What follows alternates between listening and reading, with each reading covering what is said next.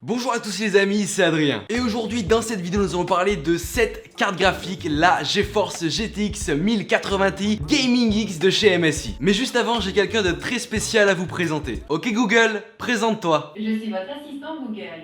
Je peux faire quelque chose pour vous? Ok Google, mets de la musique.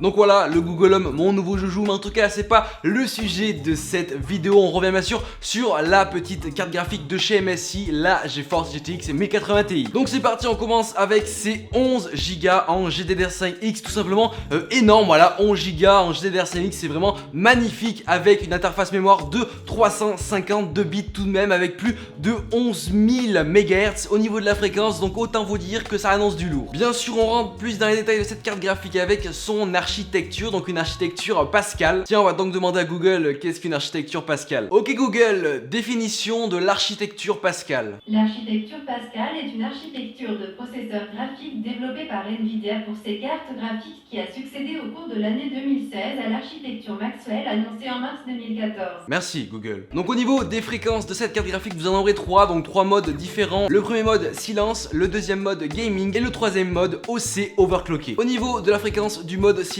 on sera sur une fréquence de base de 1480 MHz. Au niveau du mode gaming, on sera sur une fréquence de 1544 MHz. Et enfin, au niveau du mode OC, on sera sur une fréquence de base de 1569 MHz. Donc maintenant, au niveau des technologies embarquées dans cette carte graphique, vous avez bien sûr le GPU Boost 3.0, le G-Sync, le DirectX 12, la compatibilité avec le SLI, donc le doublage des cartes graphiques et bien d'autres petites technologies sympathiques qui sont intégrées dans cette petite 1080 Ti. En termes de connectique les amis, c'est plutôt sympa, vous disposez à l'arrière de deux prises DisplayPort, deux prises HDMI et enfin un petit DVI-D. Au niveau du refroidissement, on est sur un refroidissement TwinForce 6 avec bien sûr la technologie Zero Force, donc une technologie semi-passive. Comme vous avez pu le voir, cette carte graphique dispose de deux ventilos, donc semi-passifs, c'est-à-dire qu'ils vont pas forcément tourner tout le temps, ce qui peut être assez sympathique, comme ça réduit le bruit de la carte graphique. Bien sûr, je reviendrai plus en détail sur la capacité de refroidissement ainsi que le bruit plus tard dans cette vidéo. Enfin, au niveau des connectiques d'alimentation, on sera sur deux petites connectiques 8 broches, donc au total 16 broches. Bien sûr, il faudra que votre alimentation soit équipée de ces connectiques pour pouvoir la brancher. Et de plus, votre alimentation devra être assez puissante parce qu'elle va consommer au minimum 290 watts, ce qui est plutôt énorme. Donc en tout cas, si vous faites l'acquisition de cette carte graphique, surtout ne négligez pas la consommation électrique et du coup, ne négligez pas votre alimentation qui peut être un souci avec cette carte graphique. Maintenant les amis, passons à la partie très intéressante de cette vidéo, c'est-à-dire les performances de cette carte graphique. Alors qu'est-ce qu'il en est pour cette GeForce GTX 1080 Ti de chez MSI? Donc franchement, au niveau performance, il n'y a vraiment rien à dire, même les benchmarks le prouvent. Je vous mettrai bien sûr des petits screens dans cette vidéo des diverses benchmarks que j'ai pu trouver et que j'ai pu faire. Franchement, au niveau de la sensation de jeu, c'est vraiment exceptionnel. Tous vos jeux vont tourner de la qualité la plus haute possible avec les meilleurs FPS possibles, bien sûr, sans lag, sans bug de texture. Bref, ça sera vraiment un plaisir d'avoir cette carte graphique dans son PC. Alors voilà, c'est normal, en même temps on est sur une GeForce GTX 1080 Ti, hein, l'une des cartes graphiques les plus puissantes du marché, voire quasiment la plus puissante, hein, si on compte pas les GTX Titan. Enfin bref, au niveau des performances, il n'y a rien à redire, c'est vraiment énorme. Que ce soit dans les trois différents modes que je vous ai énoncés précédemment, elle remplira pleinement ses capacités, surtout en mode OC où là elle est vraiment très performante. Enfin bref, pour finir, sur les performances, il n'y a rien à dire, c'est vraiment une bombe. Je vais revenir aussi sur le refroidissement ainsi que le bruit dégagé par cette carte graphique. Donc commençons directement par le refroidissement. Donc c'est vrai que c'est assez difficile de refroidir une carte graphique, tout d'abord de cette capacité là, hein, parce que c'est vrai que pour délivrer une telle performance elle va devoir beaucoup chauffer, mais c'est vrai que les deux ventilos se débrouillent plutôt pas mal. Franchement elle reste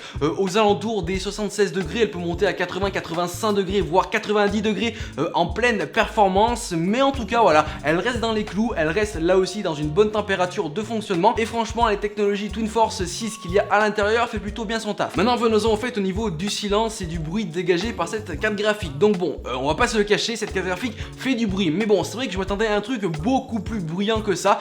Si vous laissez cette carte graphique dans votre boîtier fermé, vous entendez un petit souffle, mais en même temps c'est normal quand vous êtes en pleine performance, les ventilos ont besoin de tourner à pleine capacité, donc à ce moment là c'est normal que vous entendiez un peu de bruit. Par contre en mode repos, donc en mode semi-passif, les ventilos font là aucun bruit, votre carte graphique est là aussi très bien bien refroidi. En tout cas voilà, c'est un équilibre à trouver, c'est normal qu'en pleine performance elle fasse du bruit parce qu'elle chauffe, donc elle a besoin de se refroidir, et en mode repos elle est ultra silencieuse. Maintenant venons-en à un gros point noir que je voulais parler sur cette carte graphique, c'est tout simplement sa taille. Oui, il va falloir faire très attention en achetant cette carte graphique parce que vous devrez disposer tout d'abord d'un boîtier vraiment très grand. Parce que oui, elle est grosse, elle est vraiment très grosse, hein. Elle fait quasiment 30 cm de long, c'est l'une des plus grosses cartes graphiques que j'ai pu avoir en main, et voilà, moi elle rentre à peine dans mon boîtier. Quand je vous dis à peine, ça passe à 1 mm près, mais en tout cas voilà, elle est très grosse, donc faites attention d'avoir un boîtier adapté à cette carte graphique. Ensuite, deuxième point noir que je voulais aussi soulever, c'est tout simplement la consommation électrique, donc au minimum 290 watts, pouvant monter jusqu'à plus de 330 watts en pleine performance, qui est énorme. 330 watts, vous devez avoir une alim ultra puissante, surpuissante. Franchement, voilà, c'est l'un des points noirs de cette carte graphique, c'est tout simplement la consommation électrique qui est vraiment énorme. C'est une carte graphique extrêmement énergivore qui va tout simplement vous coûter énormément en électricité vu sa capacité de watts dépensée. Mais outre cela, cette carte graphique répondra à tous vos besoins, autant si vous êtes un gamer que vous voulez d'extrême performance, autant si vous travaillez plutôt dans le montage vidéo, dans la 3D, vous aurez là aussi de très belles performances. Ensuite, passons maintenant à ce qui fait mal, le prix. Oui, parce que toutes les choses ont un prix, surtout cette petite 1080 Ti. Enfin, je dis petite, le prix est pas petit. Vous la trouverez en moyenne au maximum à peu près à 819,90 €. En ce moment les amis, je vous mets le lien dans la description, il y a une petite réduc chez Top Achat, vous la trouverez au prix de 769 €. Donc voilà, ce qui vous fait gagner pas mal dessus, donc n'hésitez pas à foncer, le lien dans la description, n'hésitez pas à aller voir tout ça. En tout cas voilà, le prix se justifie, c'est vrai qu'elle est très puissante, et après voilà, on peut pas non plus dire qu'elle est trop chère au vu de sa puissance. En bref, pour conclure, voilà, une très bonne carte graphique. Certains points certes sont à améliorer, surtout au niveau de la consommation électrique et de la grosseur de la carte graphique, mais en gros les performances sont au rendez-vous et tout est au rendez-vous. Donc voilà les amis, j'espère que cette vidéo vous aura plu sur la GeForce GTX 1080 Ti Gaming X 11 Go de chez